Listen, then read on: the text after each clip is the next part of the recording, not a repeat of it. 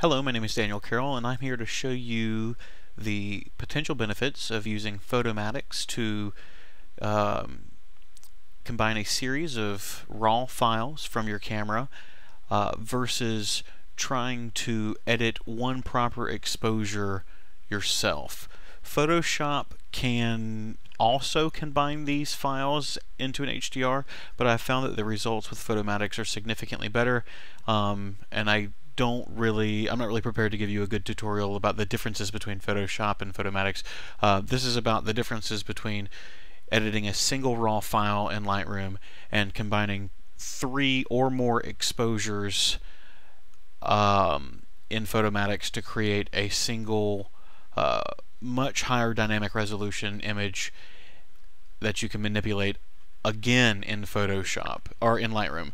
So I'll start out in Lightroom and I'll just do a quick edit on the file to show how I would pull the most amount of information and keep it the most balanced. And that's probably what I would do in Lightroom to try to get the most information from the shadows and preserve as much detail as I can in the highlights. Now let's go over to Photomatix. So that's going to be Dan 8583 load. So this is Photomatix Pro 5.03, and I hit load bracketed photos, browse. So it's got this little preview over here on the side, and that looks like it. I'm going to shift click and select the next 2 images because I know that I shot 3 exposures. I'll click load. I'll click OK. I don't do the 32-bit unprocessed image because it looks like crap on my screen because I don't have a screen that goes up high enough. So then you get this selection box that come up and you get some different options that you can select. So always have align source images, and if you are smart enough and you took these images on a tripod, there's going to be much less cropping that happens. But if you are handheld, there's actually going to be a little bit of shift in between each one of the exposures because we're not perfectly stable, and this program will make sure that the images are aligned over each other so that you don't get any kind of ghosting. And then you can kind of determine, you can slide the shifter around so that you can make sure that you get more extreme movements, but I just found I just leave it at default in 12 and it goes awesome. I always leave the show options to remove ghosts, although I don't think that I will have anything to remove in this image. I'll give you an example of what it would look like if you needed to remove something. Reduce noise on underexposed images only, because the overexposed images aren't going to have any noise in them, so I don't want to process them. But it is recommended that you reduce the noise on the underexposed images and leave it at the default of 100%. And you can go ahead and reduce chromatic aberration. Some people prefer to do this in Lightroom, but I figure it's already doing it, and it's doing it to the raw files instead of to a combined converted file later on, so I think it can do a better job at it.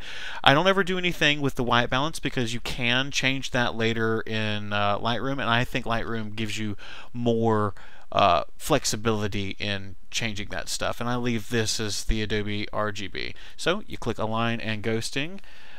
This little box comes up and it's going to make a new file and combine the numbers in this cute little way here. It runs through a couple of different steps, and now it's checking to make sure that the images are aligned, so it's referencing a whole bunch of different points in the image and checking to see what it looks like there, and then it's finding that corresponding spot on the other image and it's lining them up.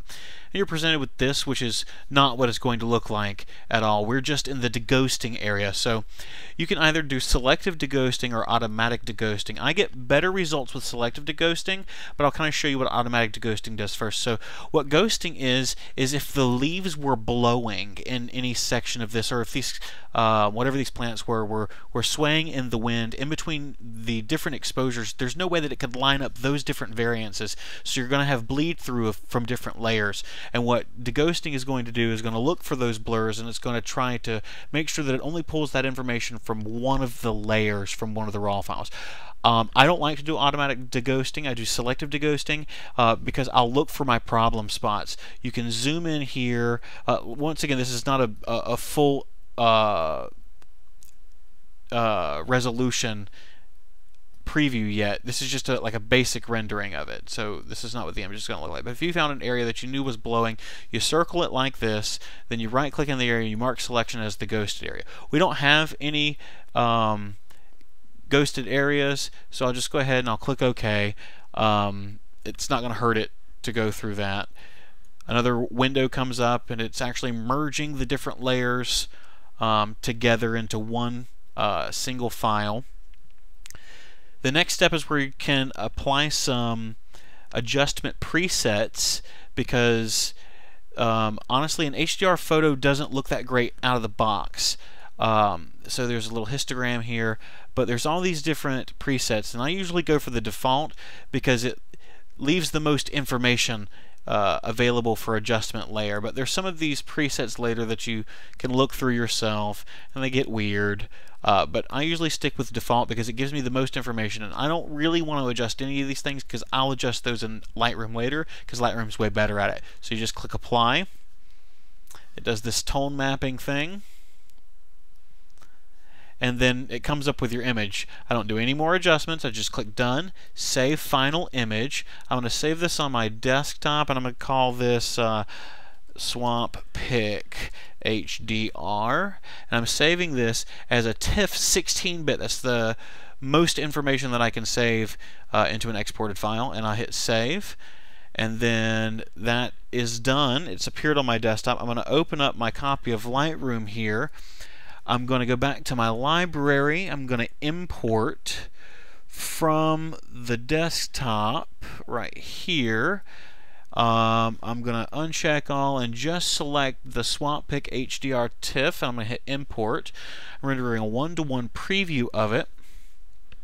I'll bring it over into the develop tab, and I'll select my photo, and I'll go ahead and continue to do my adjustments now.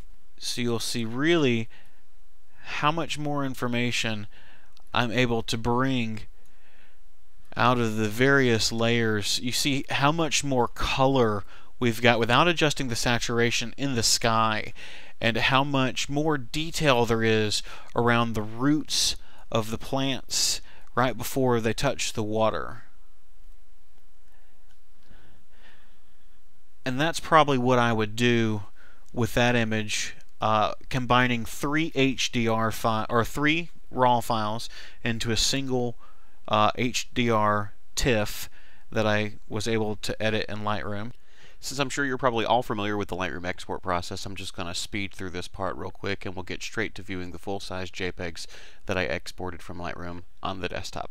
So I've got both of those done here, and so this is going to be the HDR that I did by combining all three files, and this is going to be the RAW file that I edited, and I'll get them as big as I can on the screen. And that's the difference there. So which one's better? I think I might have edited them a little bit differently. If I increased the exposure on this one, I think it might look a little bit closer to that.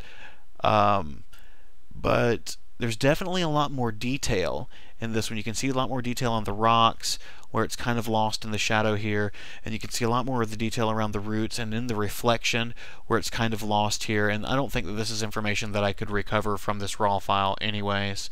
I think that the reflections might be sharper in the single RAW file, and maybe overall this foliage might be sharper in the single RAW file.